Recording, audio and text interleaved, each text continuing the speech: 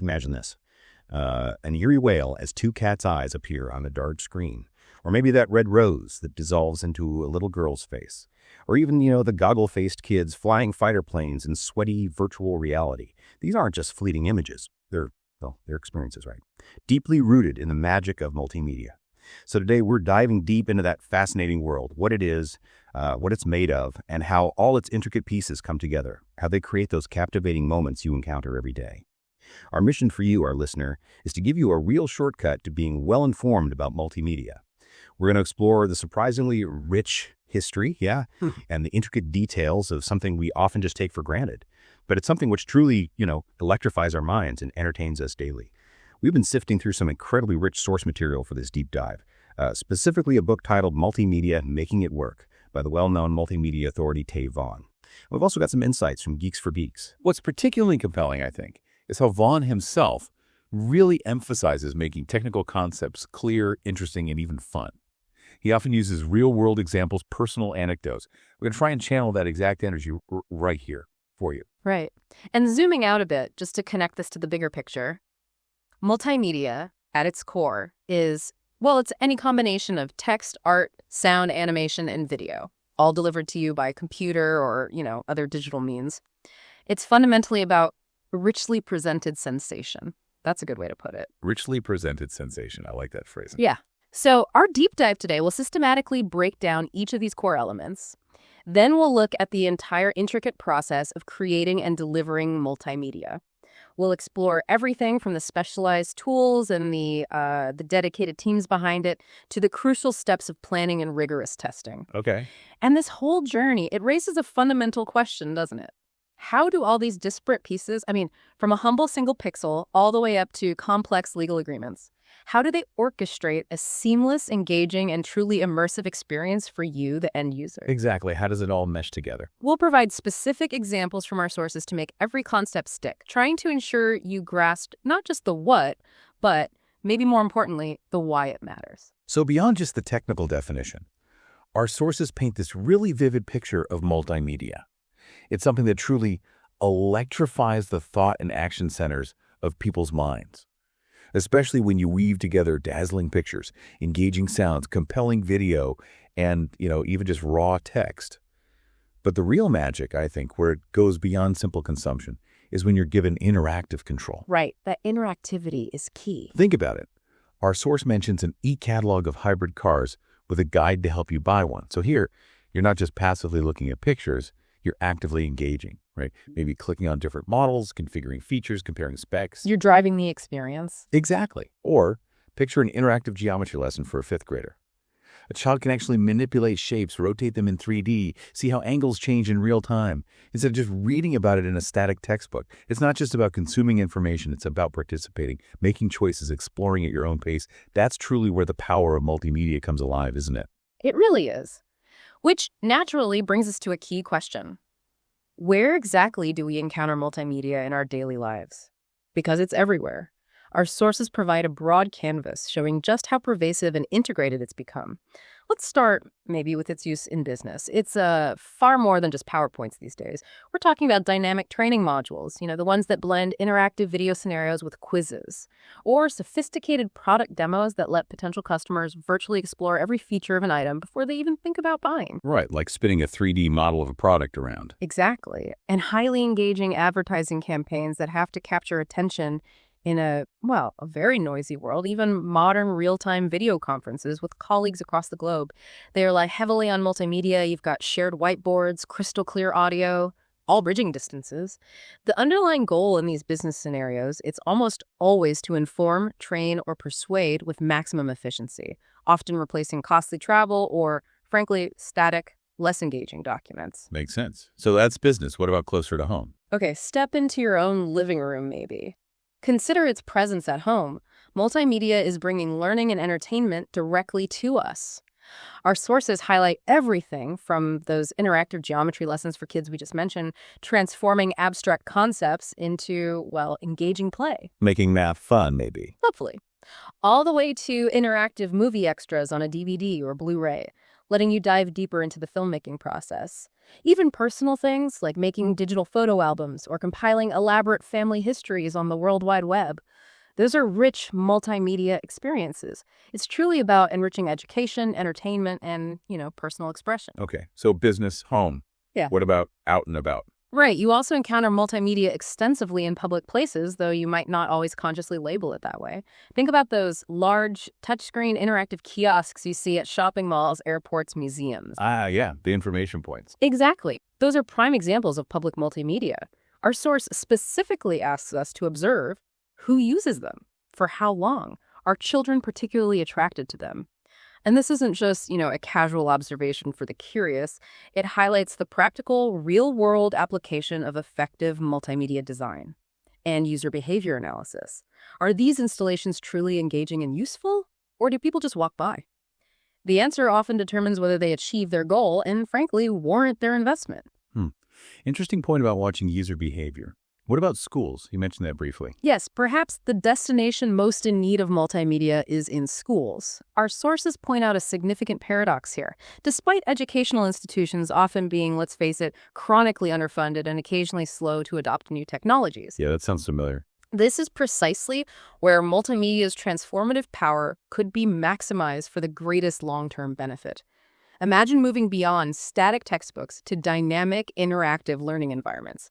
Ones that adapt to individual student needs, offer visual explanations, audio prompts, engaging simulations. That sounds like a game changer for education. It could be. And this potential has led to significant government initiatives like the U.S. government's E-Rate program or the UK's National Grid for Learning, NGFL. Both were designed specifically to connect classrooms to the information superhighway. Leaders like Jorma Lila, the former CEO of Nokia, and President Barack Obama have emphasized the critical importance of communication and getting children online. They're directly linking multimedia to broader societal impact and really the future of education itself. Okay, so huge potential there. What about the future vision overall? Well, as for the future vision of multimedia, its immense promise has already spawned, countless mergers, expansions, and other ventures across hardware, software, content creation, delivery platforms. It's a field of constant convergence and innovation. Always changing. Absolutely. The future, according to our sources, includes high bandwidth access to a wide array of multimedia resources and learning materials. This suggests a seamless, almost ever-present integration of rich media into nearly every aspect of our lives. From personalized learning experiences to incredibly immersive entertainment, more dynamic daily communication, it's an exciting, rapidly evolving landscape, no doubt about it. Okay, let's start digging into the building blocks. And maybe surprisingly, let's start with text. It seems simple, right? Right. But it's utterly foundational. And its journey in human history is, surprisingly recent, only about 6,000 years ago, emerging in the Mediterranean Fertile Crescent. Right, relatively speaking. Yeah. And initially, it wasn't for mass communication. It was reserved for the elite, serving powerful administrative purposes, managing people, politics, taxes. Records. Exactly. Why? Because, unlike unreliable human messengers, text wouldn't perish due to dysentery or acts of God. It's a direct quote, actually. It offered a reliable, unchangeable record. Then, of course, the game changer arrived, Gutenberg's printing press, which revolutionized everything, enabling mass production of information, fundamentally reshaping society, paving the way for widespread literacy. A huge turning point. Absolutely. But even with print, language itself can be a challenge.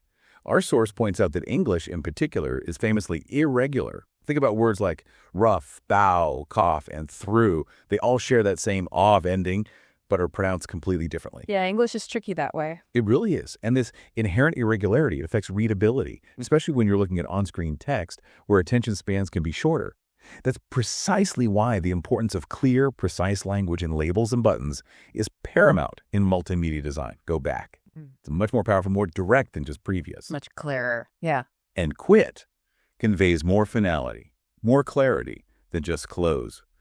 The source even suggests experimentation, even focus groups, to test word choices, watching to see if users flinch, balk, or click the help button in confusion. That feedback is vital to make sure your message gets through loud and clear. You need to know if people actually understand what the button does. Exactly. So when we delve into fonts and faces, we enter this fascinating world of type design. Traditionally, serif fonts, like, say, Times New Roman, the ones with the little feet on the letters, They were used for body text and print. The theory was that these serifs helped guide the reader's eye along the line, making long passages easier to read. Right, that was the thinking. Yeah. And sans serif fonts, like Arial or Helvetica, without those little decorative feet, they were typically reserved for headlines. But on screens, the rules changed significantly. Sans serif fonts like Dahoma or Verdana are often far more legible in smaller sizes, whereas a 9-point Times font on a digital display can look too busy and actually be difficult and tiring to read. That's a crucial distinction for multimedia designers to grasp, ensuring optimal readability for you, the user, on any given screen. Very important for accessibility, too. Definitely. And then there's the intriguing story of the font wars. This wasn't just a battle of aesthetics. It was a real technological arms race that reshaped digital design. It began back in 1985 with Adobe's PostScript. That was groundbreaking technology that essentially drew characters as clusters of pixels from their geometric outlines. Really led the desktop posting revolution. PostScript was huge. It was. Then in 1989, Apple and Microsoft, in a kind of surprising alliance, developed TrueType. They were aiming for a more efficient way to render fonts smoothly on both printers and low-resolution monitors, partly to free themselves from Adobe's licensing. The business side of things. Always. This intense competition ultimately pushed the entire industry forward, leading to the international standard OpenType by 2007, which effectively incorporated the best features of both technologies. However, a crucial warning from our source still holds true today. TrueType, OpenType, and PostScript fonts do not display or print exactly the same, even though they may share the same name and size. Ooh, that's a tricky one. Yeah, it means word wrapping might subtly change, potentially wrecking your layout if you're not carefully testing across different systems. So consistency is key, even with standard fonts. Absolutely. And today, the world of fonts is just vast. You can get fonts from commercial retailers, directly from manufacturers, or even from online interest groups. Our sources mention an America Online SIG where designers used to share hundreds of unique, sometimes quirky names like Evil of Frankenstein or Ponchovia. Creative names. Right, and with powerful tools like FontLab, you can get really granular customizing fonts, adjusting character metrics, kerning, that's the specific spacing between individual character pairs, for incredibly precise artistic effects. This level of control allows for truly unique and optimized design. So a lot goes into just the look of the text. But beyond how it looks, how do computers actually understand all the different languages and symbols from around the world? That brings us to character sets and alphabets. Right, the underlying code. Exactly. We start with the basics. ASCII, the American Standard Code for Information Interchange.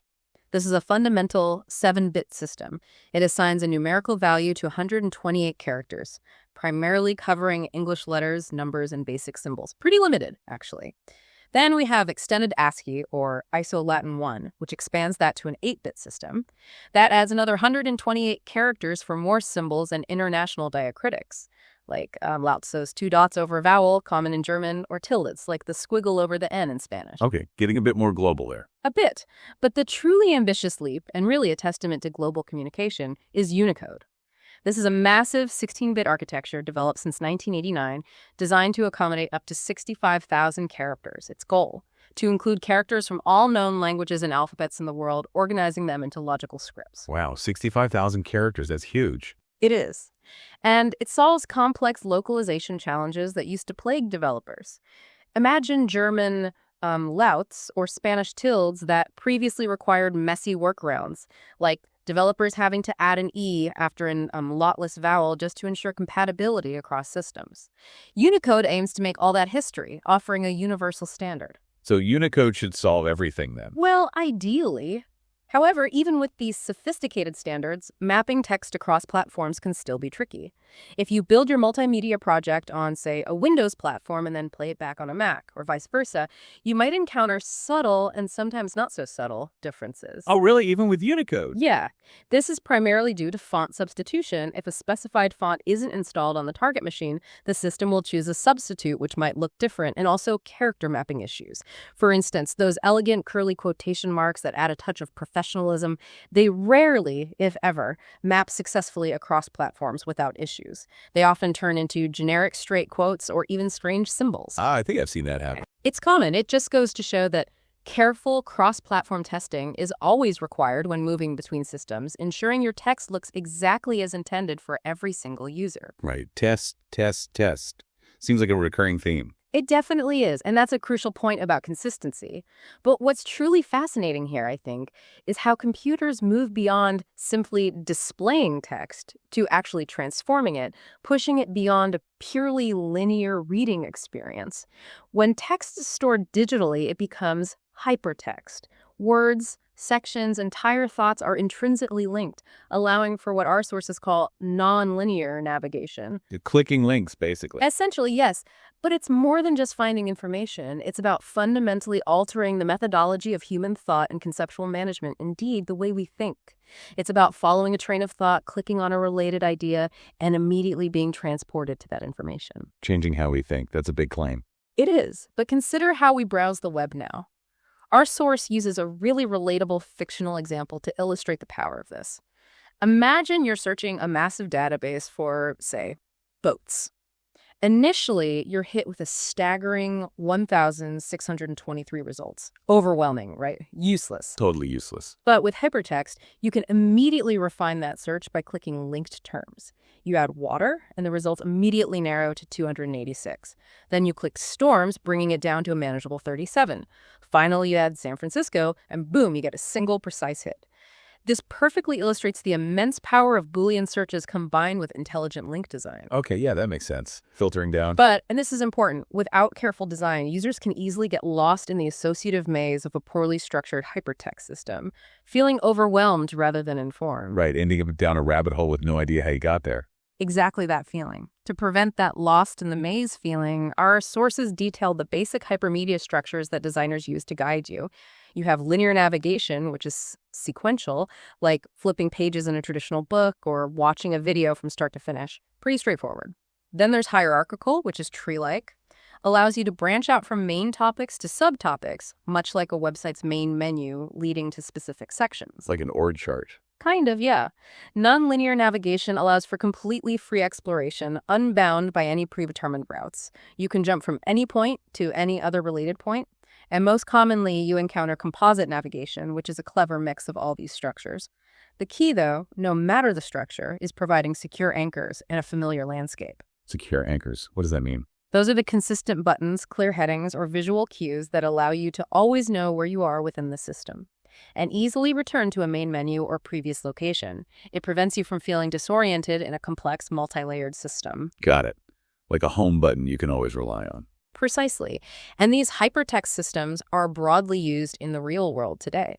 Electronic publishing, comprehensive technical documentation, engaging educational courseware, those interactive kiosks in public spaces, even complex interactive fiction where your choices determine the story's path. Interactive fiction, like choose your own adventure, but digital.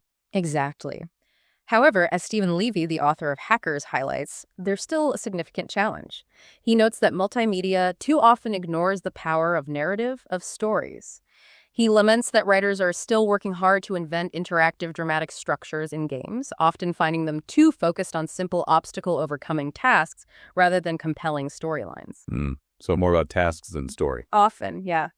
This raises an important question for designers. How do we harness the power of interactivity while still preserving the compelling flow and emotional depth of a truly good story? It's a creative frontier that's still very much being explored. Okay, moving from the written word, let's turn our attention to the visual side of multimedia images.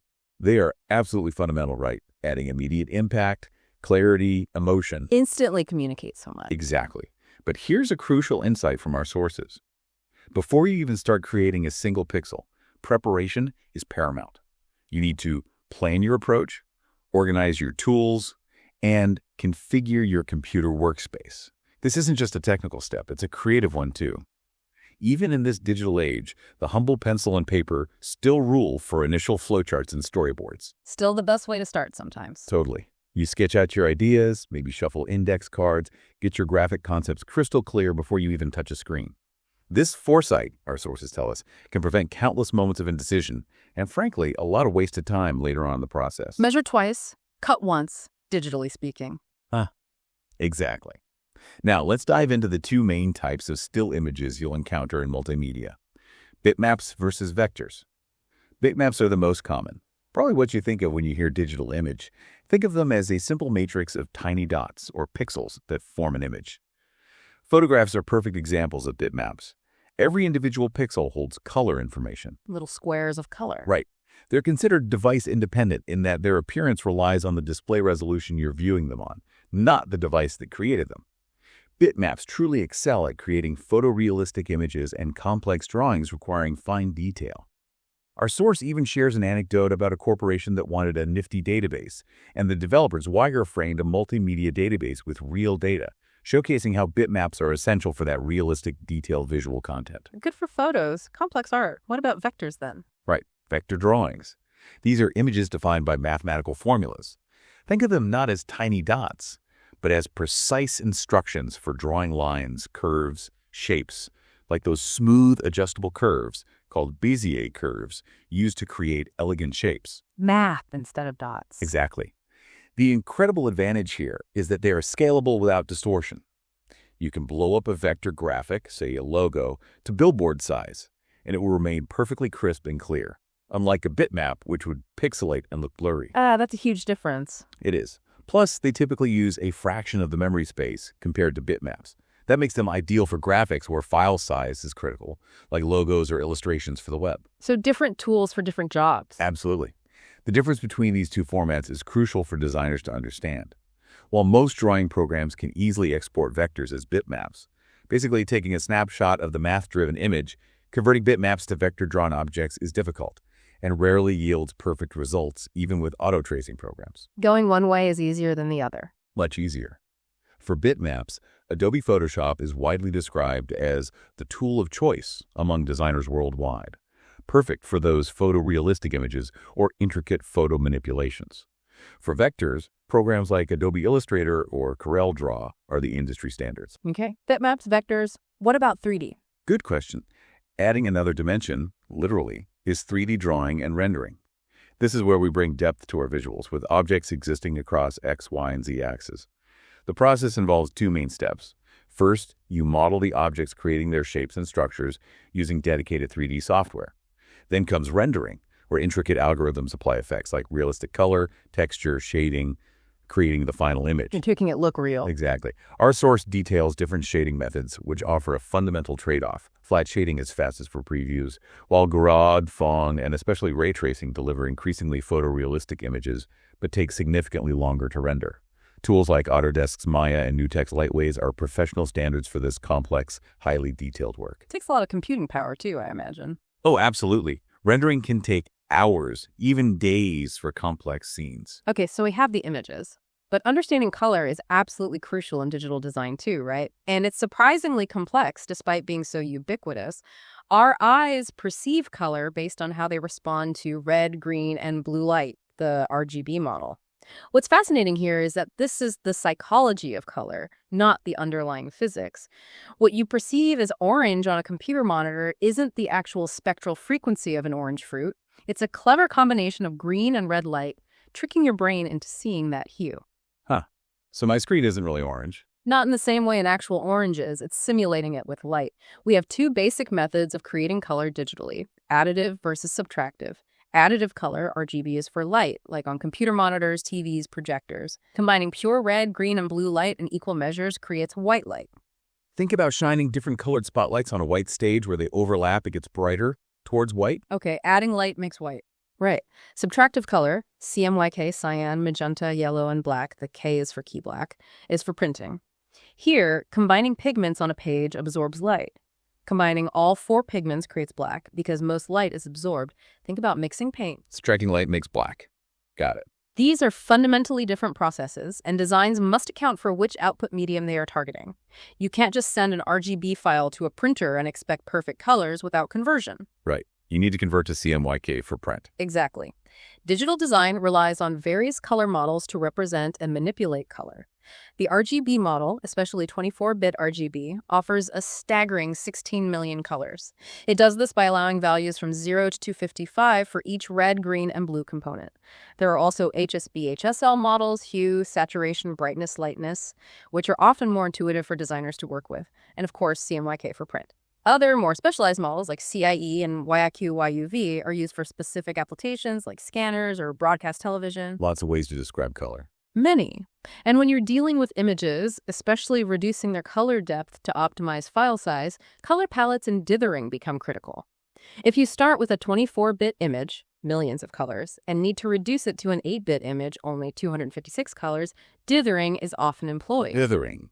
Yeah. Sounds technical. It is, but the concept is clever. It's a mathematical algorithm that intermixes the available colors in the limited palette to trick your eye into perceiving a color that isn't actually there. As Lars Head, a quoted expert, amusingly explains it, dithering is about transforming ambiguity, make them unambiguous, trying to approximate the original with fewer options. So it blends the dots to fake colors.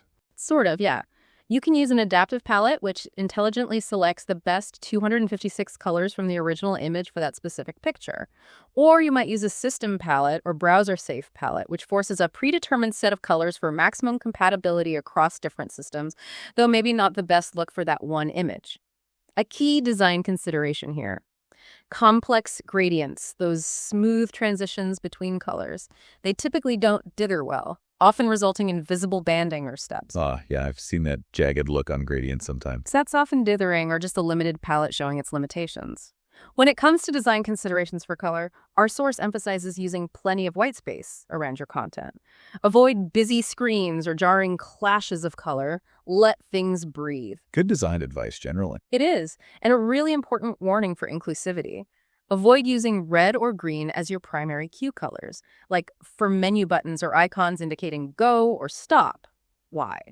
Because about 8% of the population, mostly men, is colorblind to some extent and cannot see reds or greens in their true color value. Wow, 8%. That's a lot of people. It is. That's a significant portion of your potential audience whose experience you'd be hindering if you rely solely on those colors for important cues. Always use shape or text labels too. Great point. Okay, finally, image formats for the web. Right, specific image file formats for the web. Crucial for performance and user experience. First, GIF, graphic interchange format. Best for line art and images that contain large areas of the same color, like logos or simple illustrations. It supports up to 256 colors, transparency allowing backgrounds to show through, and even animation. That's the GIF 89 specification that gives us all those looping memes. The animated GIF. The classic. Then JPEG, Joint Photographic Experts Group. Ideal for photorealistic images, like digital photographs. It uses a lossy compression method, meaning some less important data is discarded to achieve much smaller file sizes. You can get up to 75.1 compression, but with some visible loss of detail, especially if you overcompress it.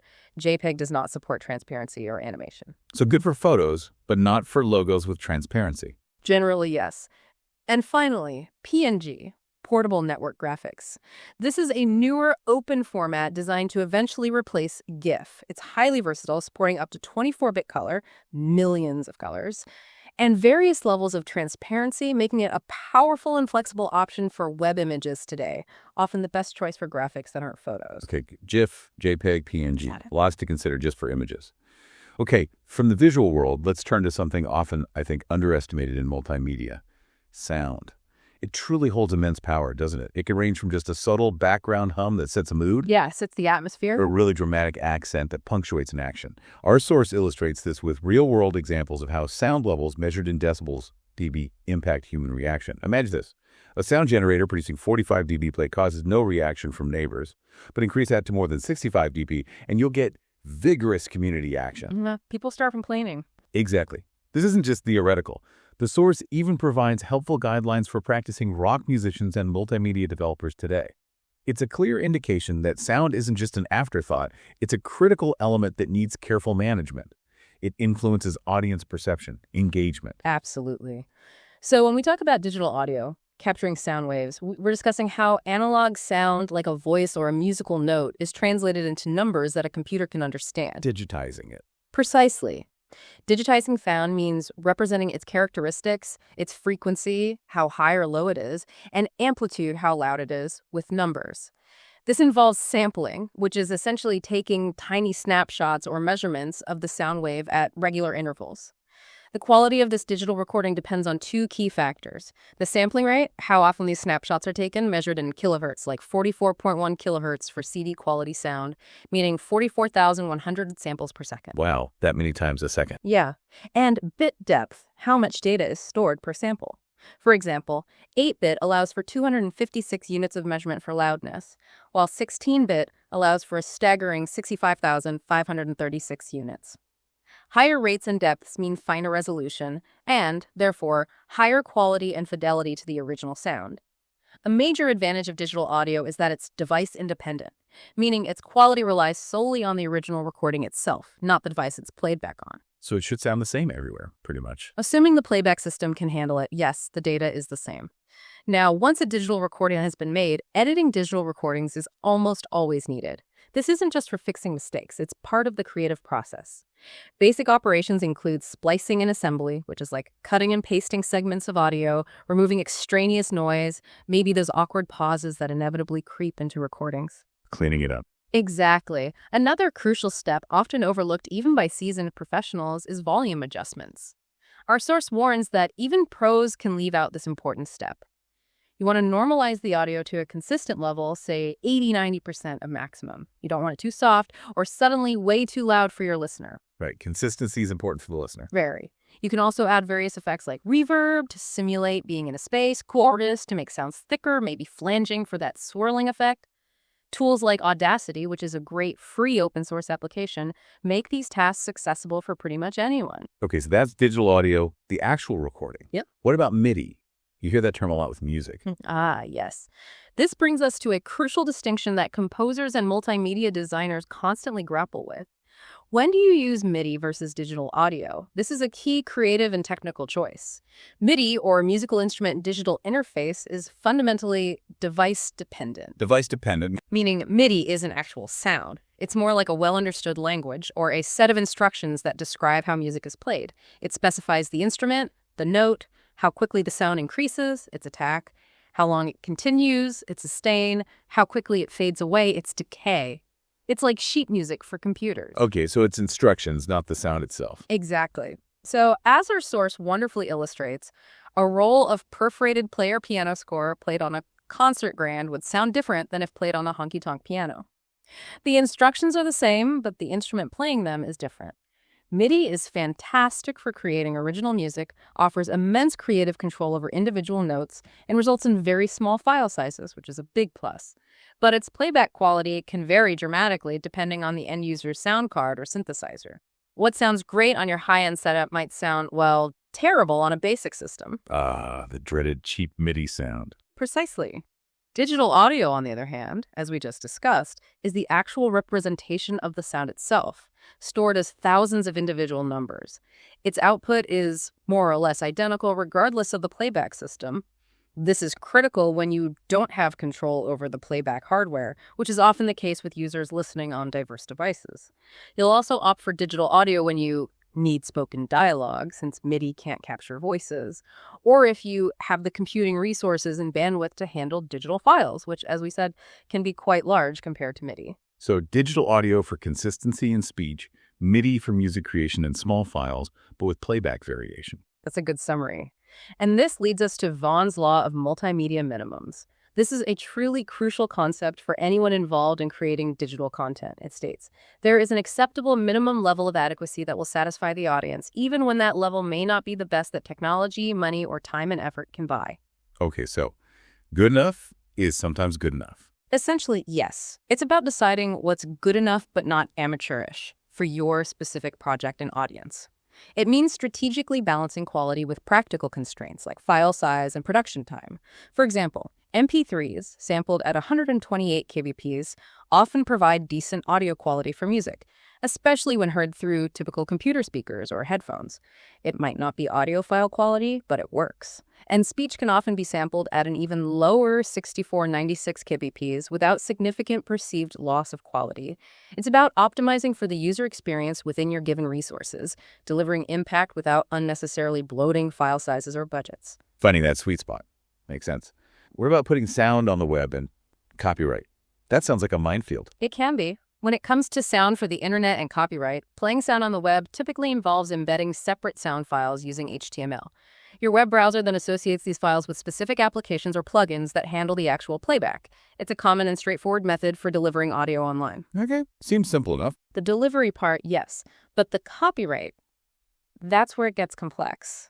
A crucial warning from our source, which really cannot be stressed enough, is about copyright. Yeah. You are breaking the law if you record and use copyrighted material without first securing the appropriate rights from the owner or publisher. Plain and simple. And this extends beyond just simple copying. It raises complex, sometimes philosophical questions like, how much of someone's original work do you have to change before it then becomes your own?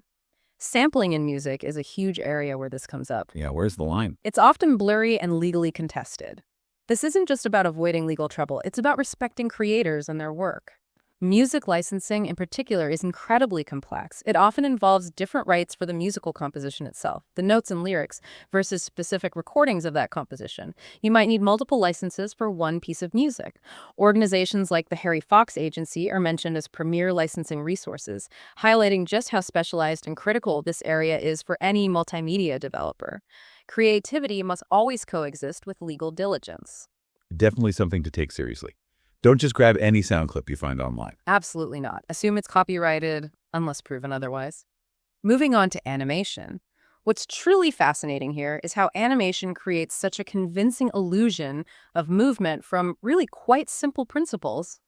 It's all possible due to a biological phenomenon called persistence of vision, where an object remains chemically mapped on your eye's retina briefly after viewing it. Like an after image. Kind of, yeah. And a psychological phenomenon called phi, which is your mind's innate need to complete perceived action, to fill in the gaps between images.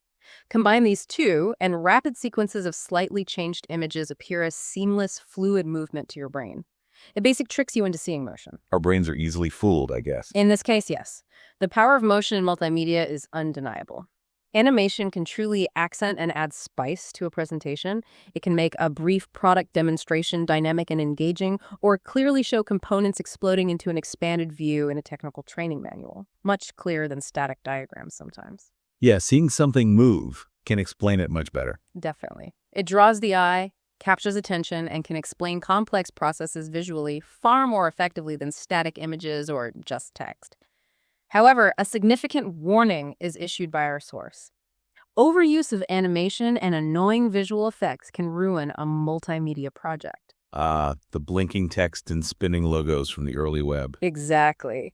Think about those early, busy websites with blinking everything. It's a distraction, not an enhancement.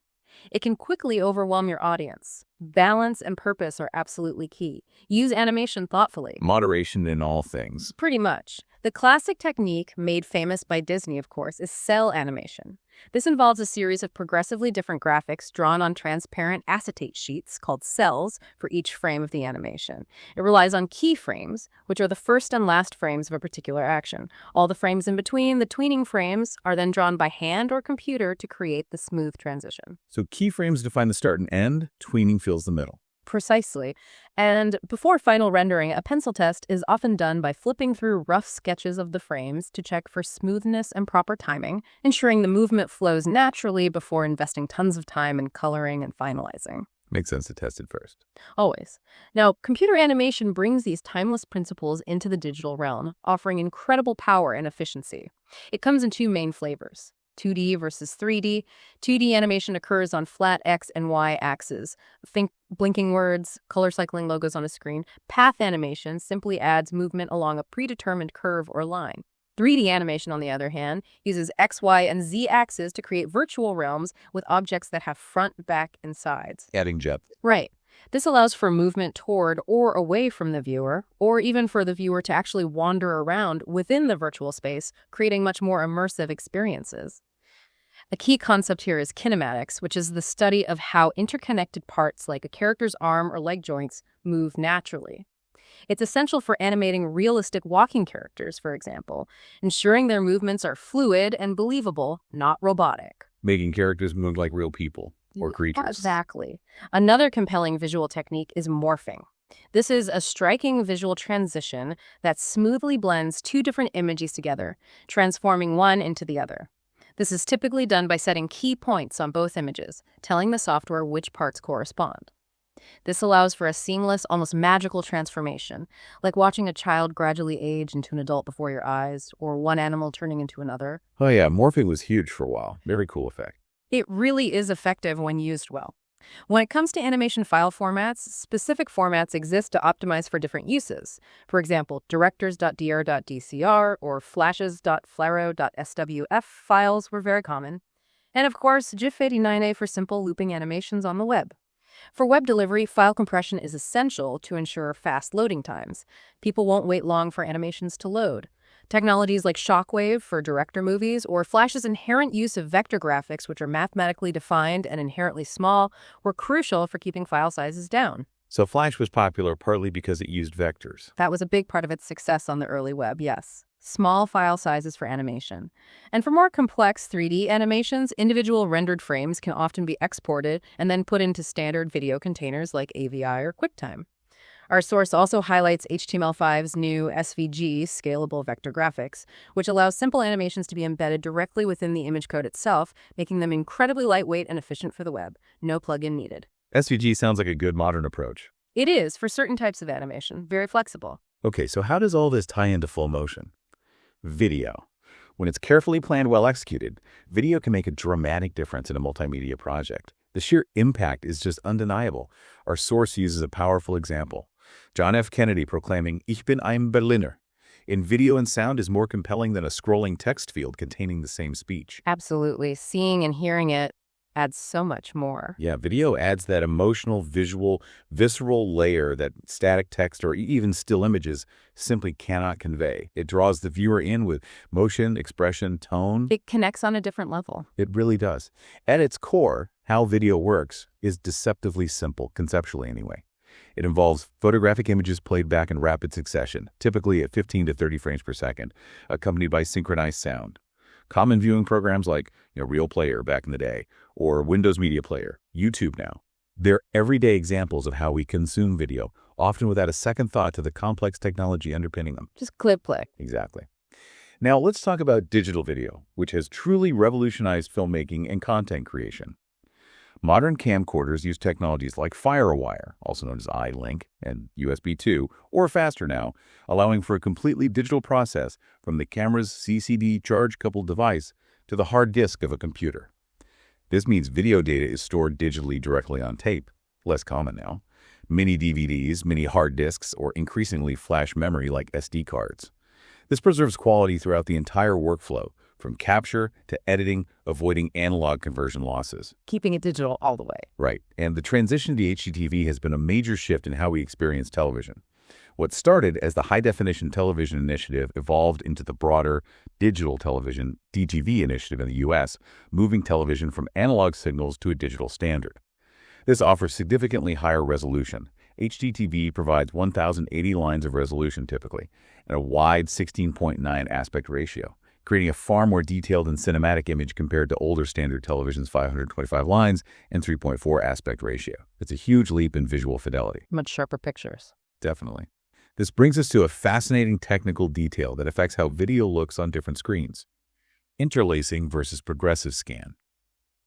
Ever wonder why some old TV footage can look a bit, flickery or blurry, especially with thin horizontal lines? Yeah, sometimes you notice that. That's often due to interlacing. Traditional TVs built a single frame from two quick passes, first all the odd-numbered lines, then all the even-numbered lines. This technique was developed to prevent flicker on older CRT screens, which couldn't refresh the whole image fast enough. Computer monitors, however, use progressive scan, drawing the lines of an entire frame in a single, continuous pass, top to bottom. So one pass versus two passes per frame. Exactly. This difference means that thin lines or elaborate cirrus on text, which look perfectly fine on a computer monitor, can flicker brightly on an older interlaced TV. To present this, multimedia designers needed to ensure lines were thicker or use de-interlacing filters if their content was destined for broadcast or older displays. Less of an issue now with modern progressive displays, but still relevant for older footage. Good to know the history. What about getting video files smaller? Codecs. Ah, yes. A huge challenge in digital video has been codecs and containers. Codecs, short for compress-decompress, are crucial algorithms for managing video file sizes, making them small enough to store and transmit efficiently without losing too much quality. Common examples include MPEG-2, which was used for DVDs, and MPEG-4 AVC, also called H.264, which is used for Blu-ray and a lot of web video. Our source highlights a significant hurdle for web developers, the codec and container war that embroiled the HTML5 video tag. Oh, right. That was messy for a while. It really was. This was essentially different companies and open source groups, each pushing their own preferred ways to compress and package video for the web. You had H.264, Thero inside OGG containers, VP8, VP9 from Google. This meant a lot of frustration, as designers often had to create multiple versions of the same video just to ensure it played on different browsers and devices, a real lack of standardization. Nightmare for developers. Totally. Brad Borch, an award-winning multimedia producer, shares a cautionary personal anecdote about a killer codec issue. He changed an audio codec within a video file. Seemed like a small change, but it led to a client tossing an entire production run of discs because the audio wouldn't play on the Macintosh on those 3 clips. Wow, a tiny change caused a huge problem. Exactly. It perfectly illustrates the very real, practical impact of codec choices and the absolute need for careful cross-platform testing. Test, test, test again. Because of these complexities, you often need to produce multiple versions of your video to ensure reliable playback across various devices, an iPhone, an Android phone, a tablet, all the different web browsers. That's where video format converters like Handbrake, which is a great free tool, become indispensable. They allow you to transcode your video into various compatible formats relatively easily. So you need tools to handle the format jungle. What about different screen shapes, 4.3 versus 16.9? Another great question. Aspect ratios. Yeah, aspect ratios. Fitting the screen. How do you handle those different screen shapes when dealing with video? Many digital camcorders offer either a 4.3 aspect ratio, that's the SCR, traditional TV screen shape, or a 16.9 aspect ratio, the wider cinematic widescreen format for recording. Unfortunately, our sources tell us there is no easy way to convert between these aspect ratios without some form of compromise. You're either going to cut something off or distort something. Okay, so what are the options, the compromises? Well, when converting 4.3 video to fit a 16.9 screen, you can stretch the image horizontally. This fills the screen, but it distorts it and can make people look fat. Usually looks terrible. Yeah, the stretched look is awful. It is. You can zoom the width to fill the screen, cropping the top and bottom, but then you lose part of the top and bottom of the image, which might cut off important action or information. Or you can pillar box it. This places the 4.3 image in the center of the 16.9 frame, leaving empty pillars or black bars on the right and left sides. Preserves the image, but doesn't fill the screen. Pillar boxing seems like the least bad option. Often it is, yeah. Conversely, when converting 16.9 video to fit an older 4.3 screen, you have the letterbox option. This produces blank bars at the top and bottom, but preserves the entire original widescreen image untouched. Or there's pan and scan. This crops the size of the original 16.9 image to fill the 4.3 screen. Editors then have to carefully pan across wide scenes during the conversion process to try and keep the most important area of interest visible. You lose a lot of the original composition. This film has been modified from its original version. Exactly that. Videographers shooting widescreen often consider a 4.3 safe frame within their 16.9 shot.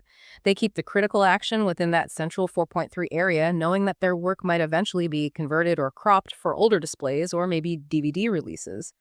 These considerations are vital to ensure your video looks as intended, and its message is preserved on various displays rather than being unwatchable or weirdly distorted. Lots to think about just framing the shot. What about actually shooting and editing tips for multimedia specifically? Right. Shooting and editing video for multimedia. Some key principles can make a big difference. For composition, especially when shooting for small video windows common in multimedia projects or on the web, it's generally best to avoid wide panoramic shots. Their majesty just gets lost in a tiny frame. Instead, use close-ups and medium shots, like head and shoulders.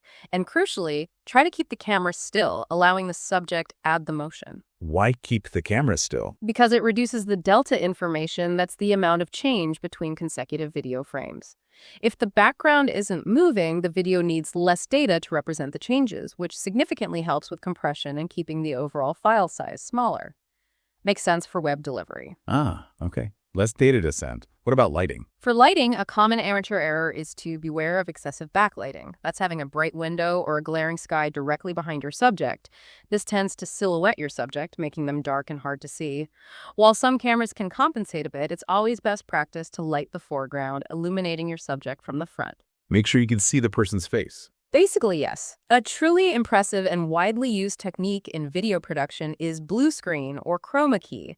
This involves filming a subject against a solid color background, typically bright blue or green, because those colors are least likely to be in skin tones or common clothing. That background color can then be digitally removed or keyed out and replaced with absolutely anything you can imagine: a bustling city, a fantastical landscape, weather maps behind a forecaster, different video. Like the weather report. Exactly. Our source describes how an actor filmed this way was turned into a photorealistic animation that walked, jumped, pointed, and ran from a dinosaur.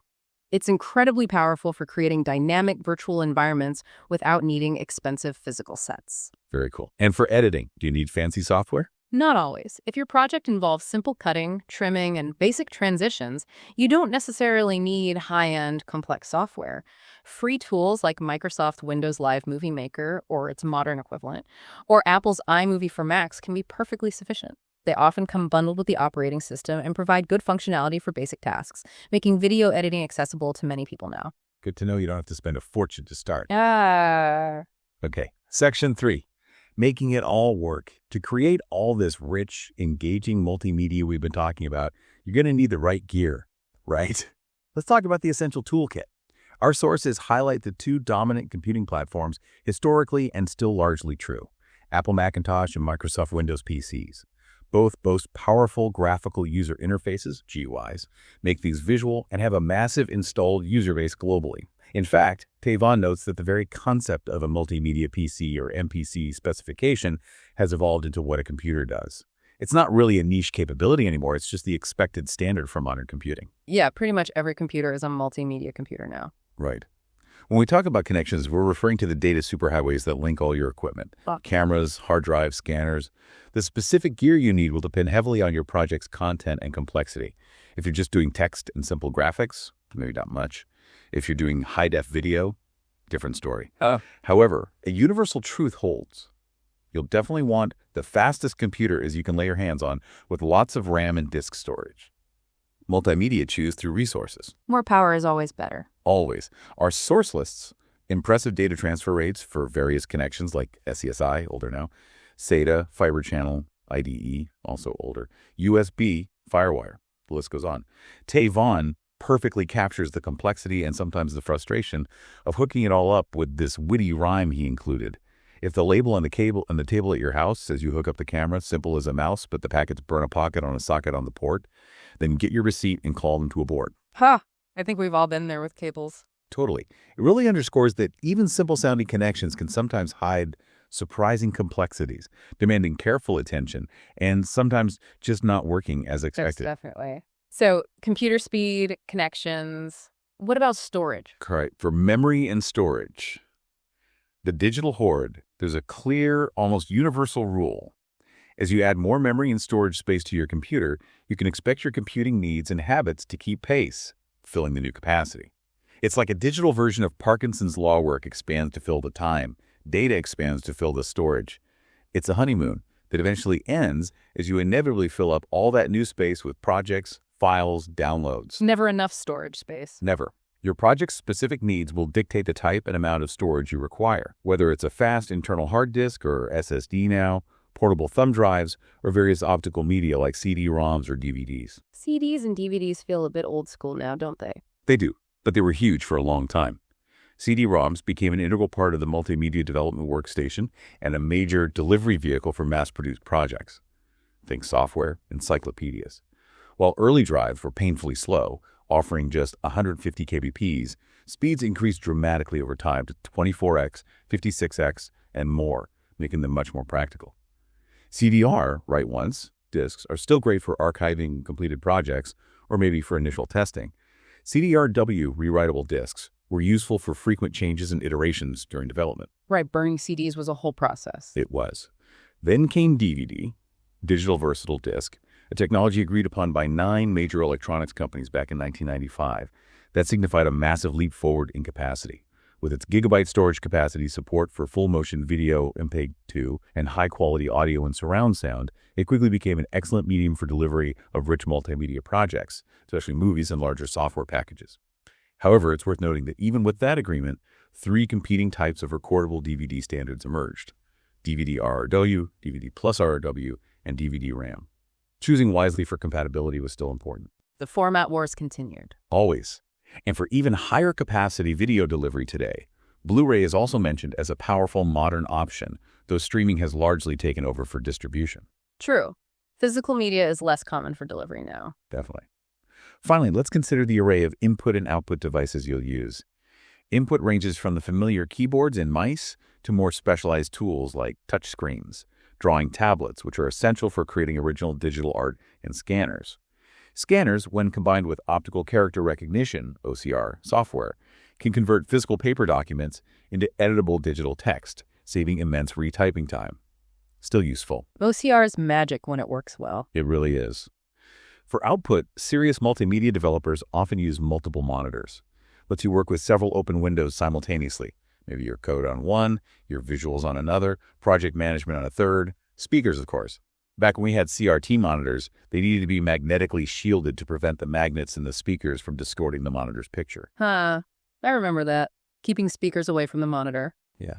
And projectors, of course, are essential for showcasing your work to large audiences or in presentations. Still very relevant. Tavon also shares a very practical and timeless tip for you, the learner or aspiring developer, with Vaughn's rule for keeping up. Upgrade to proven products that lie in the calm water, slightly behind the leading edge of the wave. Don't jump on the bandwagon immediately. Exactly. This means don't always jump on the bleeding edge of technology the moment it comes out. Let others work out the bugs, the compatibility issues first. Then, once the technology is proven stable and effective, that's the wise time to adopt it. It's a practical approach to managing those steep learning curves and avoiding unnecessary headaches and expense. Sound advice for avoiding frustration. Okay, so you've got the hardware, the peripherals. What's truly fascinating here is how powerful software tools, known as authoring systems, serve as the central hub. They bring all the individual multimedia elements together into a cohesive, interactive experience. Think of them as the conductor of the multimedia symphony, orchestrating text, images, sound, animation, video, into a unified whole that the user interacts with. The software that builds the final project. Exactly. Our sources categorize them into three main types. First, we have card and page-based systems. Examples mentioned are live code or toolbook. Imagine these as a stack of digital cards or pages, much like a presentation deck, but interactive. Each card or page can contain various media objects, buttons, text fields, graphics, and each object has defined properties like being bold, red, hidden, whatever. Crucially, these objects can contain programming script, little bits of code that executes its commands when it receives a mouse-up or button-up event message. This allows for immediate interactivity triggered by user actions, like clicking a button. Like HyperCard back in the day. Very much like HyperCard, yes. That was a classic example. These systems also typically provide distinct foreground and background layers, enabling elements like navigation bars or logos to be shared consistently across multiple cards without having to recreate them on every single card. Efficient. What's the next type? Second, we look at icon-based, event-driven tools like Authorware was a major one. Here, the various multimedia elements and the events that trigger them are represented as icons that you visually arrange in a flowchart. By simply dragging and dropping these icons and linking them with arrows, you graphically define the project's structure and its interactive flow. This highly visual approach makes it very intuitive for designing complex, branching scenarios where user choices lead down different paths. So you build it like a diagram. Exactly. Very visual logic. The third type is time-based tools. This includes programs like Flash, now Animate, and Director, which were industry giants. These are often preferred for projects heavily reliant on animation and video, where timing is critical. They organize elements along a visual timeline, where you can precisely control the sequence and duration of different media elements, often in increments as precise as a single frame or second. This layering and precise timing are crucial for synchronized audio and visuals, like matching sound effects to actions. Flash, in particular, with its ActionScript language, was especially focused on delivering rich animated content to the web for many years. Okay, card-based, icon-based, time-based. Different approaches. What features do they all need to have? Good question. Regardless of their specific type, good authoring systems share several essential key authoring features. For editing and organizing, many tools have built-in editors for media elements, or they integrate well with external editors like Photoshop or audio tools. Critically, good authoring tools offer visual flowcharting systems, or similar ways to map out the structure, and robust support for storyboarding.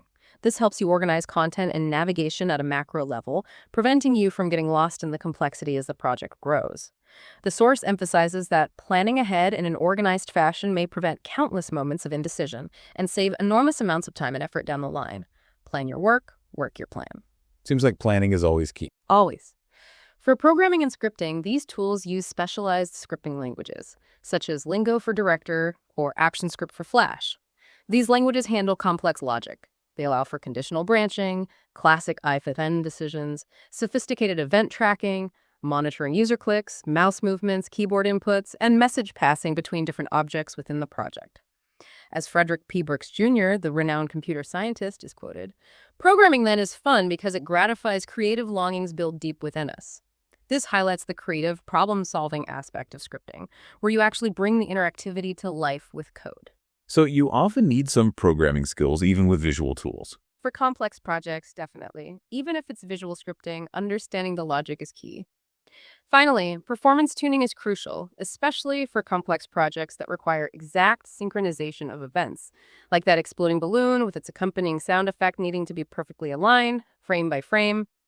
Developers need ways to control playback speed across a wide range of different computer speeds, which can vary widely among users. You don't want it running too fast on a new machine and too slow on an old one. Some tools allow locking playback speed to a target frame rate, while others might require custom scripting to ensure that timing and sequence are maintained consistently on systems with different processors or graphics capabilities. It's all about ensuring a smooth, seamless experience for every single user, regardless of their hardware. Making it work smoothly everywhere. Another challenge. So who are the talented individuals actually using these tools and bringing these complex multimedia projects to life? It's usually not just one person, right? Our sources are very clear on this. A multimedia expert working alone will be hard-pressed to compete with a multidisciplinary team of experts. It's simply too complex an endeavor for one person to master all the necessary skills: design, video, audio, programming, writing, project management. Too many hats for one head. Exactly. As a result, team members often wear several hats, taking on multiple roles, especially in smaller teams. But larger projects definitely need specialists. Wes Baker, a professor mentioned in our sources, even suggests a team can have as many as 18 discrete roles. Though that sounds like a pretty big team. Let's explore some of the key roles and what they do. Okay, who's first? First, the project manager interface expert. This person is the conductor, really, managing complex projects, especially dealing with large corporate accounts.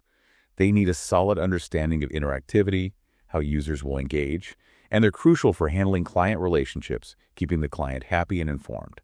They are often highly adaptable, needing to function well in fast-paced, team-oriented environment and keep everyone, all the different specialists, moving in the same direction, on schedule, on budget. The organizer and communicator. Definitely. Next, the multimedia designer. This person is responsible for the overall look and feel, making the project aesthetic, inviting, visually appealing, and truly engaging for the user. They focus on visual consistency, clear navigation clues, those anchors we talked about, meaningful icons, and often instructional design principles, especially for educational or training projects.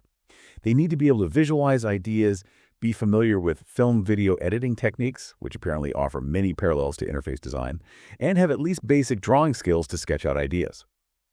Our source also stresses the absolute importance of user testing for designers, doing lots of it to ensure the design truly works for the intended audience, not just looks pretty. Function over form, or maybe function and form. Right, the perfect blend.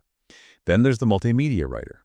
They craft the characters, the action, the point of view, but also, crucially, they design the interactivity from a content perspective, how the user navigates the story or information. Stephen Levy, author of Hackers, highlights that persistent challenge we mentioned earlier. Intelligent writers are still working hard to invent interactive dramatic structures in games, often finding them too focused on simple obstacle-overcoming tasks rather than compelling storylines.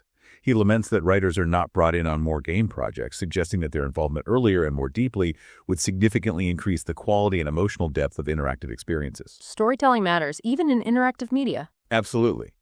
A video specialist needs to understand the whole pipeline. Shooting high-quality video, transferring it efficiently to computers, editing it masterfully, compressing it effectively for various platforms, and managing its distribution. They might manage large crews for major productions or work alone with a camera for smaller projects. Oliver Stroily, a video specialist, quoted, describes the constant challenge of explaining technical decisions, like why a certain shot or compression setting was chosen to producers who might not grasp the technical constraints. Highlights the critical need for good communication between technical and creative roles. Bridging that tech-creative gap. Yeah. The audio specialist handles everything related to sound, studio recording techniques, music production, maybe MIDI sequencing, using sequencing software, sampling sounds, mixing tracks together. They need a solid technical foundation in audio engineering and often musicality.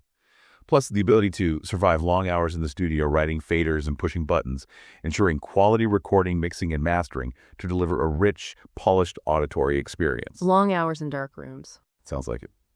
Finally, the multimedia programmer.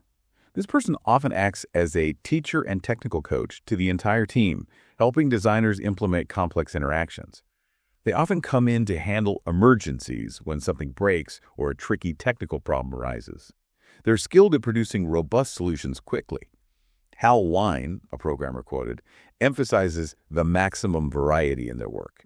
Every project is different, and the creativity involved in solving spur-of-the-moment problems, often bringing order to complex technical challenges, almost like a digital MacGyver, The problem solver. So that's a lot of different specialists. This raises an important question. How do these diverse talents with their unique skill sets and, let's be honest, probably different personalities and perspectives truly work together effectively as a team? Yeah, managing that mix must be tough. It can be. Our sources are clear. Successful multimedia projects begin with selecting team players, people who can collaborate. But selection is just the beginning. Team building is an ongoing process. It's about creating a cohesive work culture that incorporates individual styles and strengths, not forces everyone into the same mold. It involves encouraging communication styles that are fluid and inclusive, where everyone feels heard and their expertise is valued, and developing models for decision-making that respect individual talents, expertise, and personalities. It's not always easy. Studies show managers with strong team skills are significantly more successful in these kinds of creative, collaborative fields. The good communication and respect are key. Absolutely. The ideal situation, as one expert notes, is when team members turn into close friends and are able to really rock when put to the test, when they trust each other and can rely on each other under pressure. This spirit of collaboration, a real eagerness to learn from each other, and a willingness to teach others what you know, those are absolutely crucial for navigating the complexities and inevitable challenges of multimedia production. Makes sense. The human element is just as important as the tech. Okay, let's delve into the actual process of making this stuff. From start to finish. It all begins usually with an idea, right? That spark, that, hey, wouldn't it be neat if we could moment. But from that initial vision, maybe flashing images, cool sounds, video clips, the real work begins. A meticulous process of bringing it to life, one carefully planned step at a time. It's not just magic. Definitely a process. This process involves several crucial project phases and iteration. You don't just build the final thing straight away. Right. Prototyping is absolutely essential early on. This is a critical phase for testing ideas, getting quick client feedback, maybe building just a small piece to see if it works, and refining concepts before committing significant resources. Trying it out on a small scale first. Exactly. A pilot phase, for instance, can help you make surprisingly accurate estimates. Our source gives an example of calculating the exact storage space needed for a 5-language CD-ROM by running a small prototype with just a few screens in each language. This helps avoid reality shock when you present the full cost estimates later on. Ensures your budget aligns better with your actual vision. Avoids nasty surprises down the line. Hopefully. Next are the alpha and beta releases. These are the main testing phases for your software or multimedia project. Alpha releases are typically internal. They're the first working drafts that are known to have problems, bugs, rough edges. They're meant for the core team to hammer on, find the big issues. Beta releases then go to a wider but still select audience, maybe friendly clients or a group of external testers. But always with that clear caveat. This software may contain errors, bugs, and unknown alligators that slither out of the swamp at day's end to bite startled designers from behind. Love the alligator analogy. Expect the unexpected. Exactly. Managing this feedback is crucial. You need detailed bug reports from testers specifying their hardware configurations, step-by-step recounts of how the problem occurred so the team can reproduce and actually fix the issues. Good bug reports are gold. They really are. The ultimate goal is moving from the bronze version, that's the near final one you beat on, right up to the last day, to kill bugs, working until none appeared for about 6 hours straight, to the gold master. This gold master is the final, supposedly completely bug-free version, deemed perfect and ready for duplication and distribution, the one you send to the factory or upload to the server. Our source shares a classic anecdote of a flawed master where a debugging routine code only meant for testing was accidentally left active in the final version shipped to the client. It caused significant problems later. This vividly underscores the absolute necessity of rigorous final checks and quality assurance before you call it done. Ouch, that's an expensive mistake. Yeah. One of the biggest challenges in this field, consistently, is scheduling multimedia projects. Our source is blunt and realistic. Everything will take longer to do than you think it will. Just accept it. Murphy's Law of Multimedia. Pretty much. Why? Several reasons. There's constant artistic trial and error involved in creative work. Things don't always work on the first try. There's the constant tech flux with new software versions, hardware upgrades that force new learning curves or introduce unexpected compatibility issues. And then there are those tricky client feedback loops, which depend on factors entirely beyond your control, like when the client contact goes on vacation for 2 weeks right when you need approval. To protect yourself from a capricious client who keeps changing their mind, you need clear client sign-off points at various stages, milestones where formal approval is given in writing. Any later changes after sign-off then require a change order, meaning the client explicitly agrees to pay additional costs for the new work, protects the budget and scope. Formalizing the process helps manage expectations. Definitely. And speaking of challenges, watch out for the alligators of production. Our source uses this great term for common pitfalls. The first is creeping features, also known as scope creep. Too much feedback, too many "wouldn't it be cool if" suggestions from the client after the plan is set. It can literally kill a project, draining it of time and money. Gotta stick to the plan. You have to manage it carefully. Then there's the reorg alligator. A new manager comes into the client company, they have new agendas, new priorities, and they can simply axe your project mid-development, leaving all your hard work stranded. It happens. Oof. Nothing you can do about that sometimes. Not much. And perhaps the most frustrating, the son of feedback alligator. This is when your client contact isn't actually empowered to make decisions. They just carry your work up the chain to higher ups, slowing down every single approval, adding layers of miscommunication. The advice here is direct and invaluable. Demand a client contact who has budget and design authority, someone who can actually say yes or no. This ensures clear decision-making and efficient progress. Get the decision maker in the room. Ideally, yes. Finally, let's talk about costing and budgeting, the financial reality of multimedia production. Our source states, there is no more difficult business situation than a half-completed job and an exhausted budget. That's a nightmare scenario for everyone involved. Costs are typically estimated by multiplying the time each task will likely take by your hourly billing rate or the blended rates of your team members. Estimating the time accurately is the hard part. Payments are often divided into thirds, a common structure.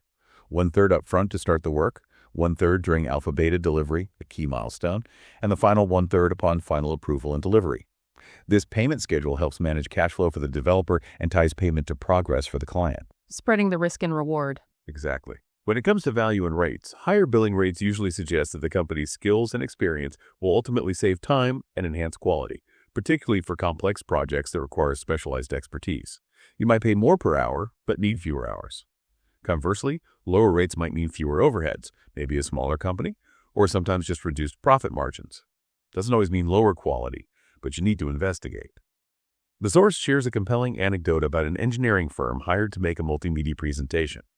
Their expertise was CAD/CAM, computer-aided design, not animated icons. And despite being expensive, they failed to deliver something engaging. Tay Vaughn recalls how he then quickly fixed the big problem for a small fee with his own multimedia expertise, making that institution a client of long standing. It proves that sometimes paying for the right expertise, even if it seems pricey initially, is the most cost-effective path to success. Avoids costly failures and rework down the line. Hire the right people for the job, even if they cost more. Makes sense. Okay, so we've talked tools, teams, process. This raises another important question.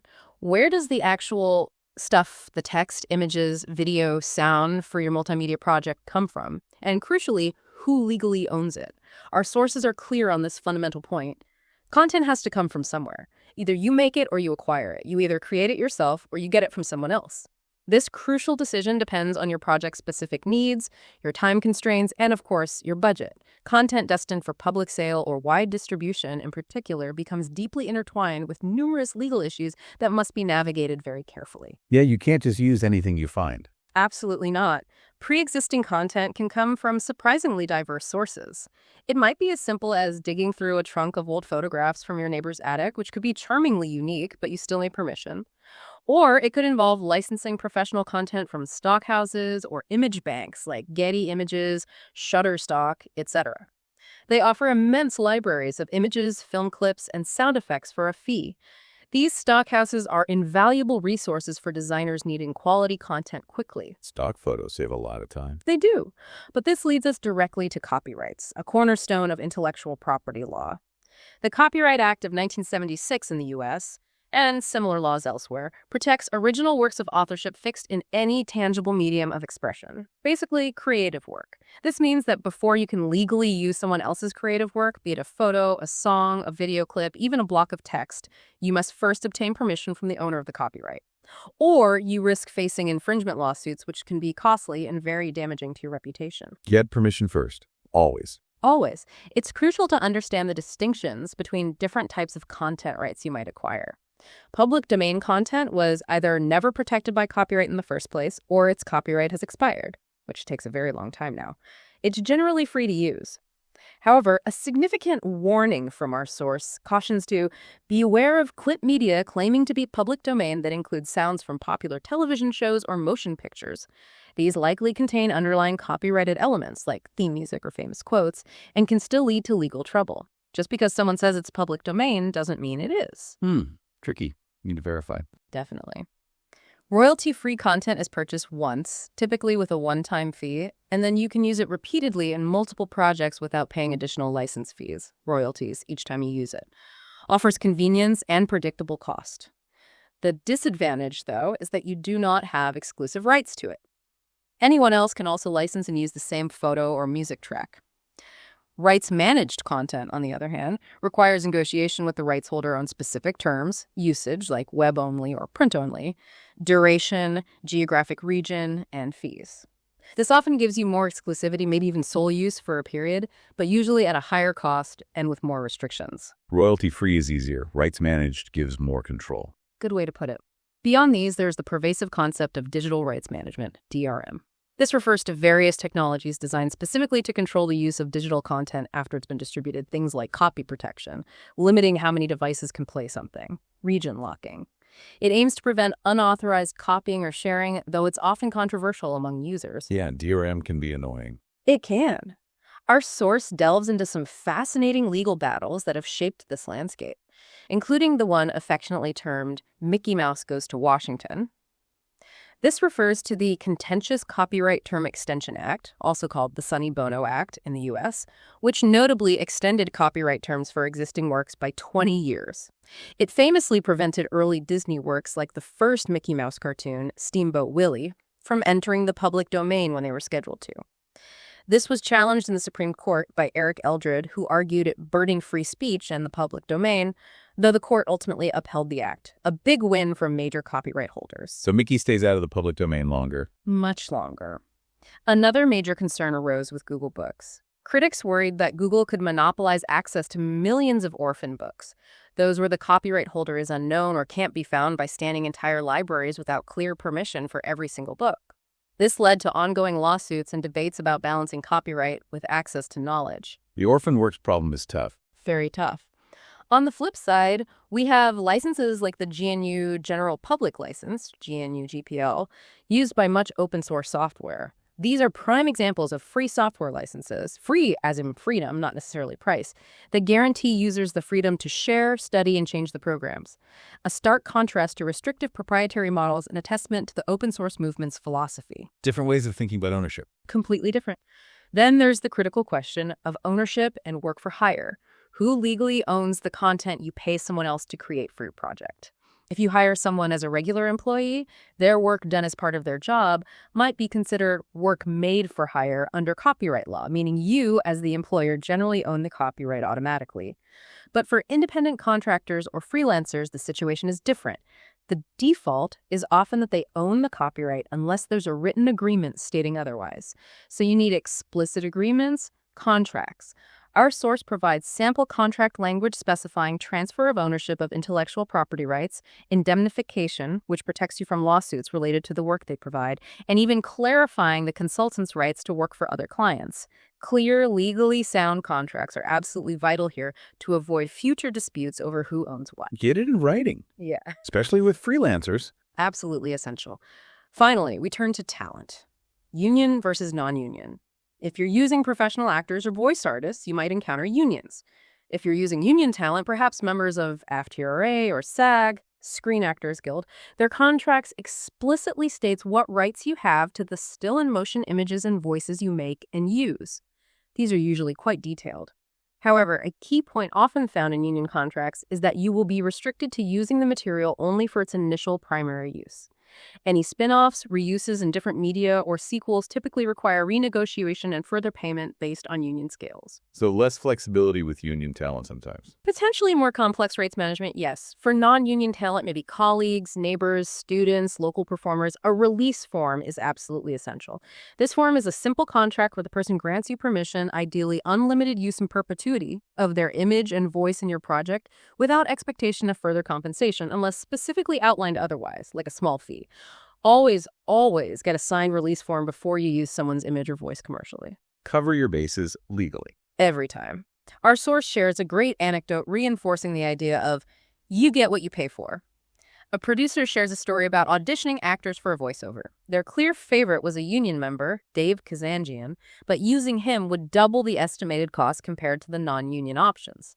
After showing the client recordings of both the union actor and the non-union actors, highlighting the clear quality difference the professional brought, the client readily agreed to the extra cost. The profound lesson learned by that team. We all learned again that you get what you pay for. They actually started using union scale as a benchmark cost in all their future proposals, regardless of whom they ultimately hired, recognizing that investing in quality talent often pays dividends in the final product's impact and professionalism. Interesting. Sometimes paying more upfront saves money or adds value in the long run. Okay, now let's talk about the biggest delivery platform of them all. The Internet. The World Wide Web. It was first launched way back in 1989 at CERN, the European Physics Lab. And it wasn't originally designed for the kind of multimedia we see today, was it? It was a humble, simple method for delivering text documents formatted in HTML with maybe occasional inline images. Very basic. Just text and links, mostly. Yeah, but by 1995, it was operational, free, good enough to support growing traffic, and it rapidly evolved into a full-bore information highway, far exceeding its creators' initial expectations. It just exploded. Grow incredibly fast. It did. Despite its incredible reach and ever-increasing speeds, the bandwidth bottleneck remains, or at least was for a long time, the most serious impediment to sending multimedia across the Internet, especially due to the low-bandwidth modem connection that many users relied on for years, and in some parts of the world, still do. While a simple page of text loads almost instantly, an uncompressed 24-bit image, which can easily be around 900,000 bytes or more, could take many minutes to send over a slow dial-up connection. Painful. Oh, I remember waiting for images to load line by line. We all do. Even with today's high-speed broadband connections, busy servers or network congestion somewhere between you and the server can still throttle down your transfer speed. It's not always guaranteed fast. Our source provides a clear table comparing data transfer times for various connection types from a 28.8 kbps modem taking 5 minutes to transfer 1 MB of data all the way up to gigabit Ethernet taking only 0.0008 seconds for the same amount. Huge difference. These limitations mean that careful optimization and compression of multimedia files are always critical for ensuring a fast and smooth user experience. Size matters online. Absolutely. Which leads us to a key question. How does all this digital data find its way across the vast global internet to you, the user, so seamlessly most of the time? How does routing work? The internet relies on two key components for addressing. IT addresses, which are numerical codes like 172.217.160.142, sort of like a phone number for a specific computer or server connected to the network. And domain names, which are much easier for humans to remember, like google.com or deepdive.com, ending in familiar extensions like .com, .edu, .gov, .org, etc. Numbers for computers, names for people. Exactly. The DNS, or domain name system, is the unsung hero here. It's like the internet's distributed phone book. It translates those human-friendly domain names, like google.com, into the machine-readable IP addresses, like 172.216.160.142, that computers actually use to locate each other and send data packets back and forth. Our source gives a great analogy. Imagine explaining to a taxi driver in Trento, Italy, where you want to go using only, say, English landmark names.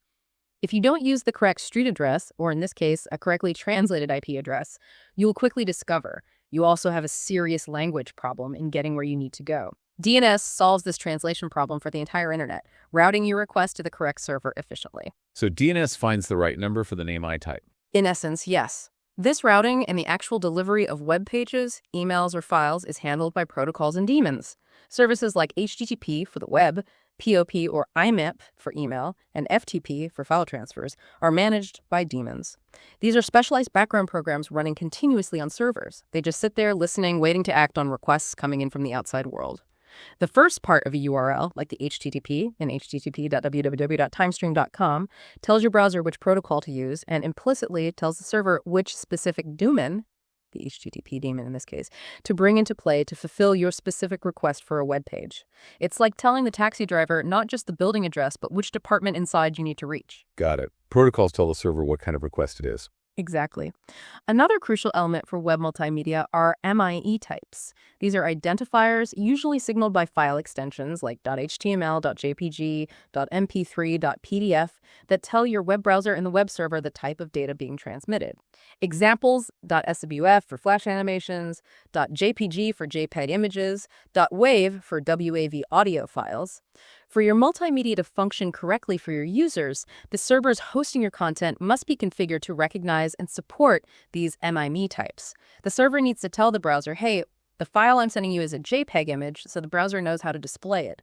If your internet service provider, ISP, if you're using one for hosting, doesn't support an experimental MIME type or less common format, your multimedia file might not play correctly for your users, or they might just get asked to download it instead of seeing it in line. It leads to frustration. It's a technical detail, server configuration, that has a big impact on accessibility and user experience. So the server needs to know what kind of files it's serving. Makes sense. Now, the web itself, it grew so fast. How did standards keep up? That's where it gets really interesting and kind of messy sometimes. The rapid and often chaotic growth of the web has constantly stressed the orderly development of the core HTML standard, unquote.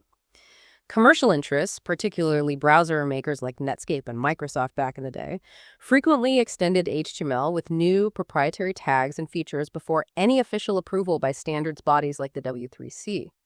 They wanted a competitive edge. This effectively forced the standards bodies to play catch-up, trying to standardize things after they were already widely used, or sometimes deciding not to standardize proprietary tags, leading to compatibility issues. It's been a dynamic, sometimes unruly, but ultimately innovative environment that pushed the web forward quickly, if not always neatly. Innovation by competition, basically. A lot of it, yes. When it comes to HTML editors, the tools people use to build web pages, professional web developers often prefer simple text editors like BBEdit for Mac or maybe Notepad++ or VS Code now to manually insert HTML tags. They prioritize control, clean code, and understanding exactly what's going on. This allows for precise, handcrafted web pages.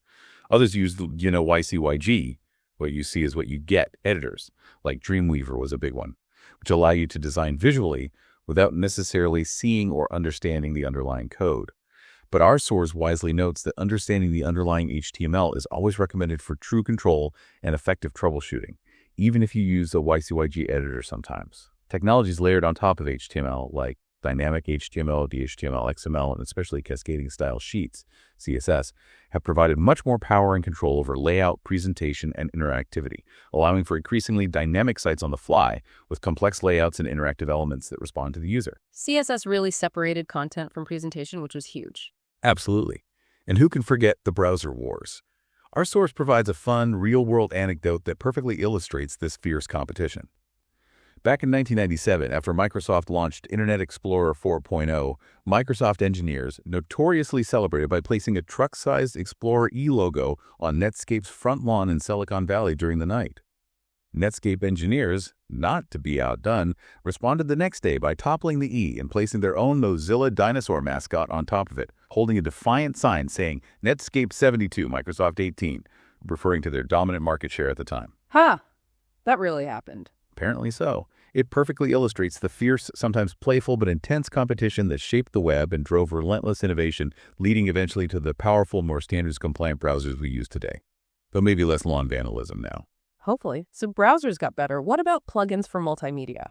Right, despite these wars, the relentless push for richer web experiences continued, leading to the rise, and eventual fall in many cases, of plugins, players, and 3D worlds. Tools like Shockwave, for playing director and Flash content, allowed rich animation and complex interactivity to be embedded directly into web pages. This was revolutionary at the time, but it came with a catch. The user had to have the specific plugin installed in their browser, which wasn't always the case, and led to compatibility headaches and security concerns. QuickTime also developed a VR, virtual reality player plugin that was quite revolutionary for its time, allowing panoramic image viewing. Right, the dreaded, you need to install this plugin message. Exactly. Our source gives a compelling example of this kind of early VR with the panoramas. Imagine a real estate website showing a property using a QuickTime VR panorama. You could drag the mouse across this player's window. The scene tracks and rotates in a 360-degree panorama. You could even pan to see adjacent rooms, maybe zoom in. It offered a truly compelling interactive experience that went far beyond static photos, making you feel like you were actually standing in the space. Very cool for virtual tours. Yeah. Looking ahead, 3D worlds on the web are becoming increasingly compelling and sophisticated, moving beyond simple panoramas. Technologies like Intel's Internet 3D graphics software, which didn't really take off, immersive platforms like Second Life, which had its moment, and powerful tools like Paper Vision within Flash, or now WebGL and libraries like 3JS built on standard web tech, they are creating compelling and interactive 3D worlds. These can include 3D text and images, textures, animations, morphs, multiple viewpoints, collision detection, gravity, sounds, and all the arcade elements you'd expect from a full game, but running in a browser. This represents the latest of multimedia challenges and learning curves, promising to alter forever the shape of web pages and online experiences as bandwidth increases, hardware gets more powerful, and these immersive experiences become more common and accessible without needing special plugins. It's truly an exciting frontier, the metaverse, or whatever we call it next. The web becoming more immersive all the time. Okay, Section 4. The final stretch. Delivering your multimedia masterpiece. Once you've painstakingly created it, planned it, built the team, gone through the process, the absolute unavoidable rule for delivery is simple, yet often the most challenging. Test it, and then test it again. There's that theme again. It keeps coming back. Your project must be bug-free, accurate, operationally and visually on target. It has to meet the client's requirements and your audience's expectations. This final quality assurance phase, QA, can be one of the most demanding, tedious, but critical parts of the whole process. It's where the polish happens. Exactly. And the tester's challenge is a real thing. Honestly, not everyone has the right personality for it. It requires incredible patience, meticulous attention to detail, sometimes a bit of a destructive mindset. A good tester needs to try every feature and function, click every button, try to enter weird data, navigate in unexpected ways, and then repeat those tests again and again with different hardware and under various conditions, different browsers, different operating systems, different screen sizes. They must actively try to break your project to find every hidden flaw before a real user does. It's a relentless, sometimes grueling process that demands a unique mindset. Thinking like an end user who does unexpected things. Precisely. This is exactly where alpha and beta releases, those terms we mentioned earlier, come into play as formal testing stages. Alpha releases are typically internal, those first working drafts expected to have problems. Therefore, the core development team to identify and fix major issues among themselves. Beta releases then go to a wider but still select audience, maybe a group of friendly clients or dedicated external testers. But always with that crucial caveat. This software may contain errors, bugs, and unknown alligators. You know the rest. It's not finished yet. Managing the feedback from these beta testers is critical. You need those detailed bug reports specifying their hardware, their OS, their browser version, and step-by-step instructions on how to reproduce the problem so the development team can actually find and fix the issues efficiently. Can't fix a bug, you can't reproduce. Yeah. Exactly. The ultimate goal is moving from that bronze version, the one you beat on, right up to the last day to kill bugs, working until none appeared for about 6 hours straight or some other criteria, to the gold master. This gold master is the final, blessed, supposedly completely bug-free version, deemed perfect and ready for duplication onto CDS DVDs back then, or deployment to web servers. Our source shares a classic anecdote from Christopher Yavlo about a keyboardless kiosk in a museum. It was designed to be foolproof, running a multimedia presentation, no keyboard attached. But somehow, teenage hackers managed to crash it. They found some obscure way to get to the underlying operating system desktop, maybe through a sequence of clicks or an error message, and then managed to delete system files using only the mouse. Wow. Determined hackers find a way. They do. This illustrates the extreme, sometimes unpredictable challenges of anticipating and mitigating every possible user interaction, even malicious ones. It proves just how thorough testing must be to truly goldmaster a project and make it robust. You can never test enough, really. Seems that way. And as for documentation, a simple but vital rule applies. Always include a readme.txt or read.me file, or equivalent online documentation. This plain ASCII text file, or simple web page, serves as a crucial user guide. It provides a description of changes or bugs reported since the main documentation was printed or finalized, essential last-minute installation instructions, maybe compatibility notes. It's a small detail that makes a big difference for your users, ensuring they can get up and running smoothly and know about any known issues. Manages expectations, too. Okay, so testing, documentation. What about actually getting it out there? Physical media first. Right, let's talk delivery methods. This raises the important question. Once your multimedia project is finalized and tested, how do we physically get this content to you, the user? For many years, and still in some niche contexts like console games or special editions, physical discs were the primary method. CDs and DVDs ruled for a long time. They did. Let's briefly touch on CD-ROM technology. CDs are manufactured via a complex process involving mothers, glassmasters, and stampers that physically press incredibly precise microscopic lands, high points, and pits, low points, onto the polycarbonate disc surface. A laser in the CD drive then reads the differences in reflected light from these lands and pits as binary data, the ones and zeros of digital information. It's amazing optical engineering. CDs also contain crucial lead-in information and a table of contents at the beginning, near the sender hub, guiding the drive to find the start of the data tracks. Various CD standards emerged, defined by colors and books.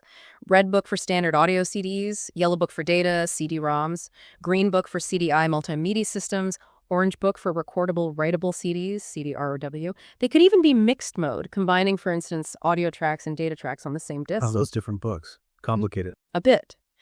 Then came DVD, Digital Versatile Disc Standards and Capacities. Agreed upon by those 9 major electronics companies in 1995, DVDs represented that massive leap in storage capacity and capability we talked about. They became an excellent medium for delivery of multimedia projects, offering gigabyte storage capacity, 4.7 gigabit single layer, more for dual layer, robust support for full motion video using MPEG-2 compression, and a high-quality surround sound audio, ideal for movies. Like CDs, they are replicated through a similar pressing process using stampers, making them suitable for mass production. However, it's worth remembering that even with that broad industry agreement, those 3 competing sets of recordable DVD standards emerged. DVD RRW, DVD plus RRW, and DVD RAM. Each had slightly different recording features and playback compatibility, requiring developers and consumers to choose carefully for their target audience and hardware. The format war continued. Right, so that's physical delivery. Seems less common now for software or general multimedia, more for movies or games. What about web delivery? Exactly. The world has largely shifted. So, with the rise of the internet, what does this all mean for web distribution? Web delivery of multimedia can appear deceptively simple on the surface. It can be as straightforward as renaming a directory or transferring a group of files to a web server using FTP or some other method. You upload your meticulously crafted website, your app, your content, and with a click, potentially, it's out there for the world to see, accessible from virtually anywhere, almost instantly. Seems easy enough. It can be. However, if you're considering hosting your own server rather than using a hosting provider, significant server considerations come into play. You suddenly face complex issues like security, protecting your content, and the server itself from unauthorized access or attacks. That's a huge responsibility. There's server-side configuration, ensuring the server software like Apache or Nginx, databases, and supporting technologies are set up correctly, kept updated, and configured properly to deliver your specific files and handle expected traffic loads. And there's access management controlling who can upload files, managing user accounts if needed. If you're relying on an internet service provider, ISP, or a web hosting company, which is much more common, you must clearly understand their limitations. What technologies do they support? What are the bandwidth caps? Storage limits? You need to ensure they support the MAB type or purchase and install the necessary server software for specific content, especially for things like streaming media servers if you're doing live video, or maybe specific database backends. Some ISPs or cheaper hosting plans might not support high bandwidth streams or specialized server software for fear of overwhelming their shared connections, or because it's outside their standard offerings.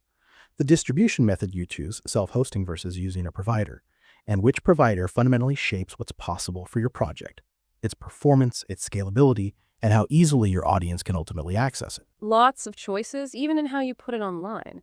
Bringing it all together, then.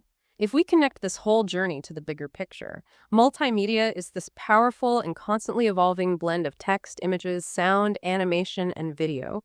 Understanding the intricate interplay of these core elements, the sophisticated tools that empower their creation, and the dedicated, multidisciplinary teams behind their production helps us truly appreciate that richly presented sensation that enchants us every day online on our phones everywhere. The fundamental shift to digital content, the ongoing challenges of bandwidth and compatibility, the complex nuances of copyright law, they all play a significant role in shaping the seamless, immersive experiences you have on your devices, in your homes, and in public spaces. It's a field of constant innovation, making our digital world richer and hopefully more engaging. Yeah, absolutely. You've just completed a deep dive into the world of multimedia with us. Hopefully, you're now equipped with some surprising facts and insights into how all these different moving pieces actually make it work. We've explored everything from the ancient origins of text to those fascinating font wars to the complexities of 3D animation, the delicate balance of sound design, and the intricate, sometimes intimidating legalities of using content responsibly. Hopefully, you now feel not just informed, but maybe genuinely fascinated by the sheer magic and ingenuity that goes into creating the digital experiences that surround us daily. It's easy to take for granted. A lot goes on behind the screen. So much. So as you engage with your next digital interaction, whether it's a captivating website, an immersive game, or maybe an educational app, what does this all mean for your perception? Our source material notes that the promise of multimedia has spawned numerous mergers, expansions, and other ventures, and that the future will likely involve high bandwidth access to a wide array of multimedia resources and learning materials. Things will only get richer, faster, more integrated. So given how rapidly technology evolves, what unexpected new multimedia experiences do you anticipate emerging in the next 5 years? And how might you, maybe, contribute to shaping them? Tavon, in his Spudger, 3 Tools in 1, excerpt that was in our source, muses on how we are shaping the very nature of information and how it is accessed and presented, urging us, the creators and users, to invent the future. What will be the next frontier of richly presented sensation? We really can't wait to see what you discover and maybe even help create.